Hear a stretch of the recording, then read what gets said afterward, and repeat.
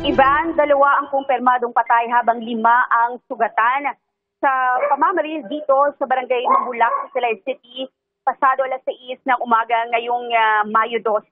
Ayon sa investigasyon ng pulisya, nagkakape at tumatambay raw ang mga biktima ng pinagbabaril ng mga suspect na sakay ng isang van. Sa ngayon, inaalam pa, Ivan, ang motibo sa pagbatay sa mga biktima, pero napag-alaman ng pulisya ng mga ito ay mga empleyado ng Silay City Hall at posibleng minomonitor daw ang vote buying sa lugar. Sa ngayon ay nagkakandak na ng hot pursuit operation ang kapulisan laban sa suspect na napag-alaman ng isang barangay captain dito rin mismo sa lungsod ng Silay City. At ang 5 na mga biktima ay patuloy pa rin na nasa ospital sa mga oras na ito at nagpapagaling at inaalam pa ang posibleng makakatulong sa investigasyon sa pamamaril sa kanila.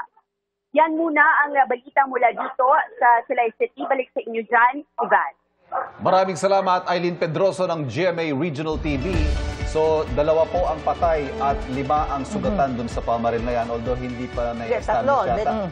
Kung 2 ang patay, 3 yung sugatan. 5 injured bukod daw. pa, oo, 5 injured bukod dun sa 2. Latest na impormasyon mula kay Eileen, pero hindi pa yata na-establish masyado kung election-related ito.